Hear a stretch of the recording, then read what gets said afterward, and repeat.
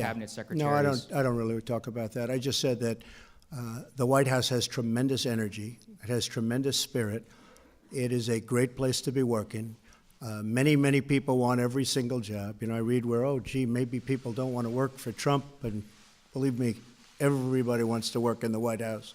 They all want a piece of that Oval Office. They want a piece of the West Wing.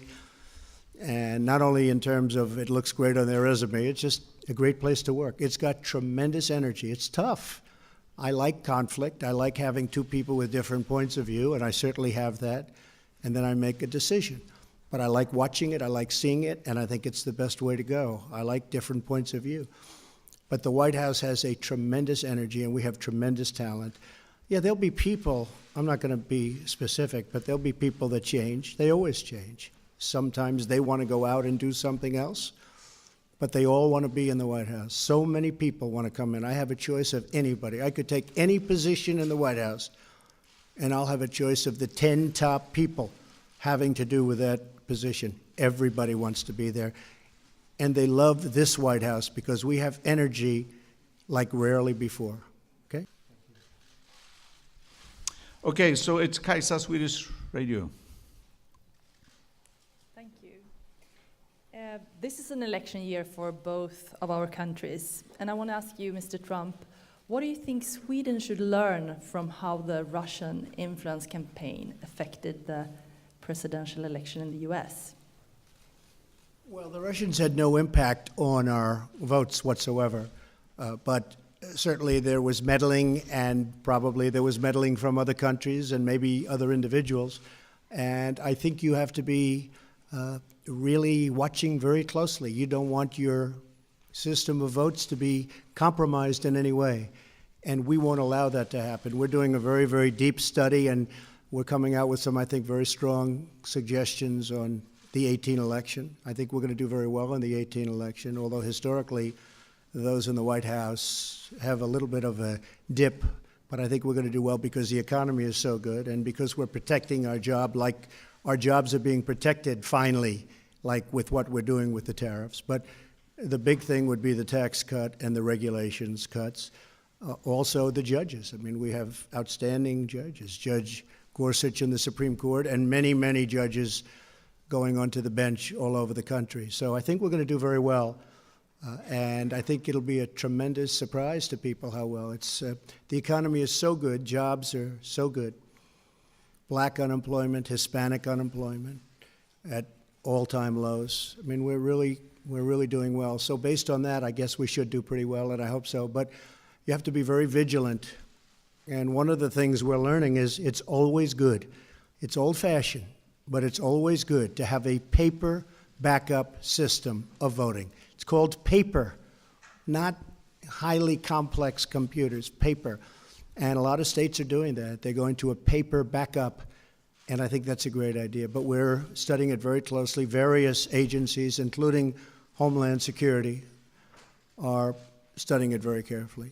Are you worried about Russia trying to meddle in the midterm election? No, because we'll counteract whatever they do. We'll counteract it very strongly. And we are having strong backup systems. And we've been working actually, we haven't been given credit for this, but we've actually been working very hard on the 2018 election and the 2020 election coming up. Thank you very much. John? Thank you, Mr. President. You spoke about North Korea in the Oval Office, so I'd like to turn to trade, if I could. My understanding is that the Prime Minister came to you with a message from the European Union Commission President saying, if you put tariffs on steel and aluminum, we'll slap you back with punitive tariffs on bourbon and jeans and the motorcycles that you talk about from Wisconsin. Are you still planning on going ahead with these tariffs? There are some people in your party who have suggested it's not a good idea. And Prime Minister Lofven, what's your perspective on tariffs, and what message did you convey to the President from Sweden and from the European Union? Thank you. Well, the United States has been taken advantage of by other countries, both friendly and not so friendly, for many decades. And we have a trade deficit of $800 billion a year. And that's not going to happen with me. We have been mistreated by many. sometimes fairly, but there are really very few instances where that's taken place. And I don't blame the countries. I blame our leadership for allowing it to happen. When I was with President Xi in China, as an example, we lose $500 billion a year on trade. We have a deficit of approximately $500 billion a year with China. And we're doing things with China which are very strong, but they understand it.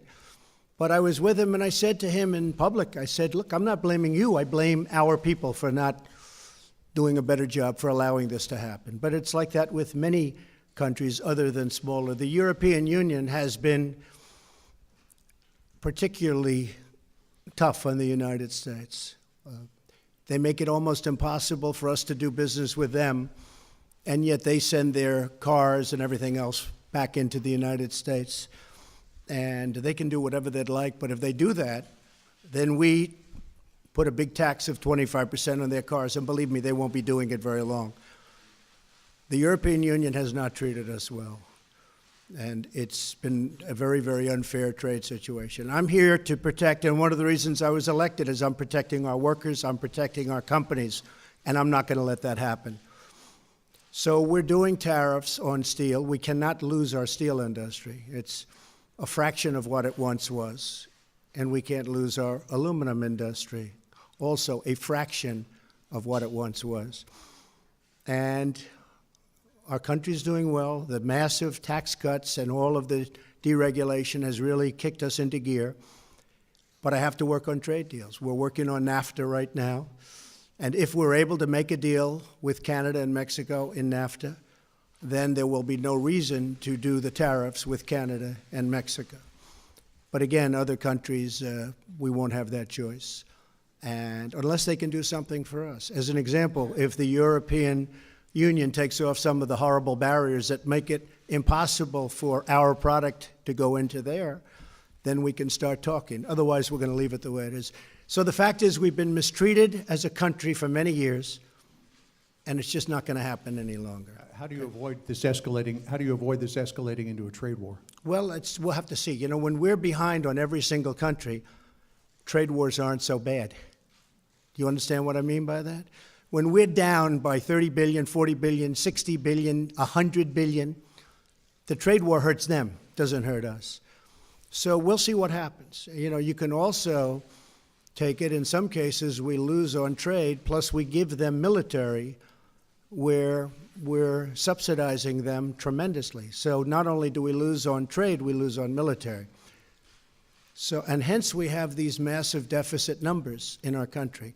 We're going to straighten it out, and we'll do it in a very loving way. It'll be a loving, loving way. They'll like us better, and they will respect us much more. Because even they say, right now, they say, we can't believe we've gotten away. I mean, 2 countries have said, we cannot believe, to be honest with you, we've gotten away with this so long. Now, one of them made that statement before I got elected. He said, I can't believe I made that statement before I got elected. But it's one of those things. We have to straighten it out. We really have no choice. Mr. President, I know that you followed the development in Sweden closely, especially when it comes to immigration politics. Now that you've spent some time with our Prime Minister, how do you view Sweden in general? What is your take and also on our immigration politics? Thank you. I think you have a wonderful Prime Minister, I have to say. We've gotten to know each other. Certainly you have a problem with the immigration. It's caused problems in Sweden. I was one of the first ones to say it. I took a little heat, but that was okay because I proved to be right. But you do have a problem, and I know the problem will slowly disappear, hopefully rapidly disappear. But as far as our relationship with Sweden, it's going to be only stronger, only better, both in a military sense, in a trading sense, and economic sense. You know, Sweden is I think the 8th largest investor in the United States. And they like me very much because the market is up almost 40% since Election Day. So I've made a lot of these business geniuses look even better. So they like Trump. But you know, it's been up very substantially. But I believe Sweden is about the 8th largest investor in the United States, and that's quite an achievement. How about the collaboration on North Korea? We've been working on North Korea. Sweden has somewhat of a relationship with North Korea. We've been working with North Korea. As I said, Otto was really brought home, unfortunately, in very poor condition, but Otto was brought home largely with the help of Sweden. They're terrific people.